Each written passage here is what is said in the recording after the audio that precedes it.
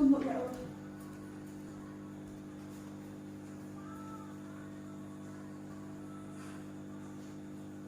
Assalamualaikum warahmatullahi wabarakatuh. Waalaikumsalam warahmatullahi wabarakatuh. Selamat malam rekan-rekan semua. Terima kasih telah meluangkan waktunya untuk mengikuti acara penyuluhan singkat mengenai penekanan penggunaan pupuk kimia dan peningkatan penggunaan pupuk organik. Sebelumnya, izinkanlah saya memperkenalkan diri. Saya Iva Chandra Oktavira, mahasiswa semester 2 program studi penyuluhan dan komunikasi pertanian, Fakultas Pertanian Universitas 11 Maret. Di sini, saya akan memberikan sedikit penyuluhan kepada Bapak Ibu semua. Sebelum saya memberikan materi, saya akan membagikan kuesioner yang harus diisi secara singkat oleh Bapak Ibu semua.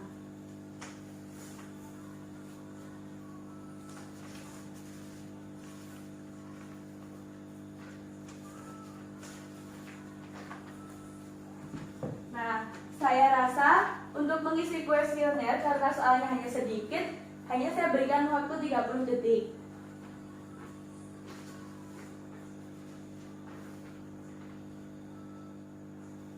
Bagaimana Bapak rekan-rekan semua, apakah sudah selesai? Sudah. Baik, bisa saya ambil ya? Ya. Dibiji lagi Mbak? Dibiji Mbak nanti.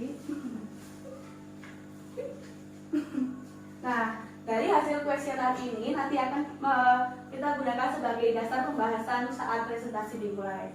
Langsung saja bisa kita lanjut. Nah, apa itu pupuk kimia? Pupuk kimia adalah jenis pupuk yang berasal dari bahan anorganik. Biasanya mengandung unsur hara atau mineral tertentu yang diduga kurang baik bagi kesehatan jika diaplikasikan pada tanaman pangan secara berlebihan. Contoh pupuk kimia diantaranya ada ZA, SP36, KCl, NPK, dolomite, ZK, dan masih banyak lagi. Nah, berdasarkan hasil kuesioner rekan-rekan sekalian, lebih banyak yang menggunakan pupuk NPK.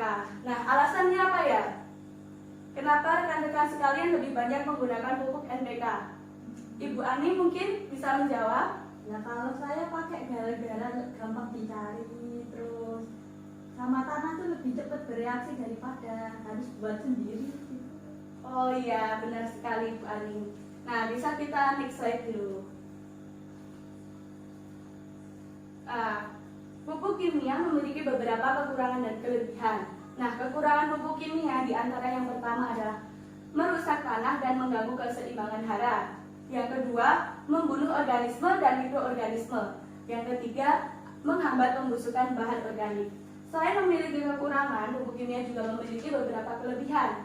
Di antaranya adalah yang pertama, unsur yang terkandung dalam pupuk kimia lebih cepat terurai. Yang kedua, kandungan pada pupuk kimia juga lebih cepat terserap oleh tumbuhan. Seperti yang dikatakan Ibu Ani tadi, benar sekali, itu merupakan salah satu kelebihan pupuk kimia daripada pupuk organik. Nah, yang ketiga, ada pemupukan dengan pupuk kimia relatif mudah dilakukan. Nah, saya mempunyai sampel pupuk kimia yang ini kebetulan juga merupakan pupuk NPK. Bisa dilihat teksturnya seperti ini. Ya, lanjut saja, kita lanjut terlebih dahulu pada pupuk organik. Ibu-ibu di sini ada yang tahu apa itu pupuk organik? Ya, Bu Aina.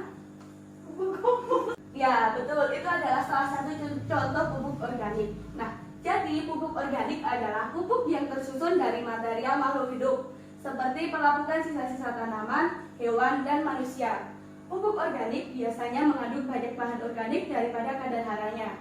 Seperti yang dikatakan Ibu Ani tadi. Nah, contoh pupuk organik ada pupuk kandang, pupuk hijau, pupuk kompos, pupuk hayati, humus, pupuk serasah, dan masih banyak lagi.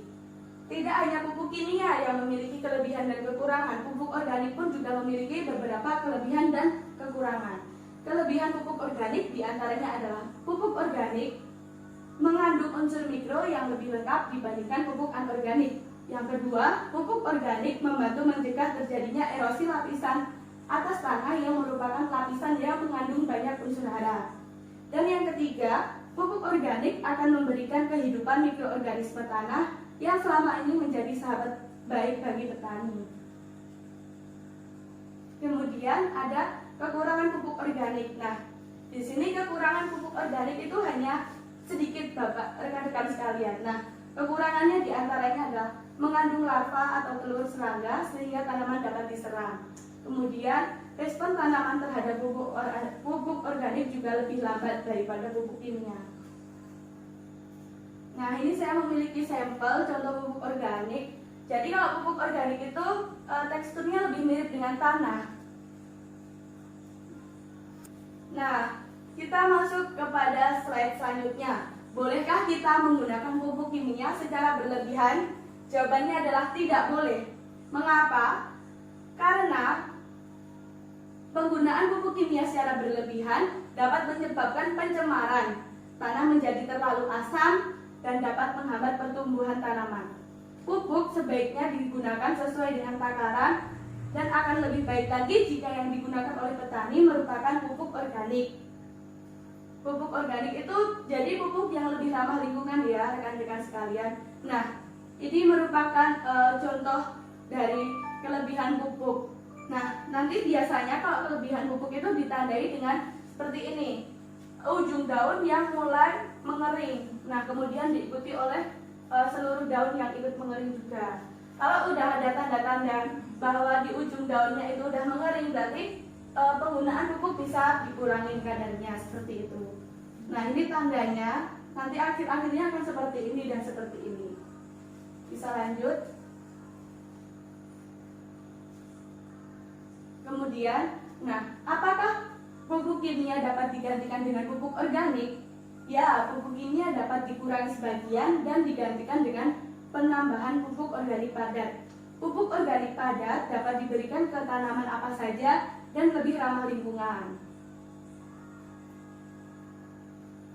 Nature Lover Award is pupuk organik. Nah, jadi untuk kalian yang ingin lebih mencintai alam dan bumi kita, maka mulailah untuk mengurangi penggunaan pupuk kimia. Marilah kita beranjak menggunakan pupuk organik. Nah, sekian dari saya. Apakah ada yang ditanyakan? Tanya dong, Ya, Bu Tabita, apa pertanyaannya? mengapa pupuk kimia itu berbahaya bagi tanah? Oh iya, jawab pertanyaan yang bagus. Nah, jawabannya kenapa pupuk kimia berbahaya bagi tanah? Karena pupuk kimia yang digunakan pada tanaman tidak semua dapat terserap oleh tanaman. Sebagian tertinggal di tanah, sehingga tanah tidak lagi gembur dan membuatnya menjadi lengket. Tanah akan semakin ketergantungan dengan pupuk kimia, yang itu pastinya tidak baik dengan hasil panennya. Nah, apakah ada pertanyaan lagi? Ya, terima kasih. Ya, sama-sama. Yang lain apakah ada pertanyaan lagi? Sudah, enggak ada. Nah, terima kasih. Kalau sudah tidak ada pertanyaan lagi, saya akan menutup acara penyuluhan ini. Terima kasih kepada Bapak Ibu rekan-rekan sekalian yang telah meluangkan waktu. Apabila banyak kesalahan mohon dimaafkan. Akhir kata, wassalamualaikum warahmatullahi wabarakatuh. Waalaikumsalam.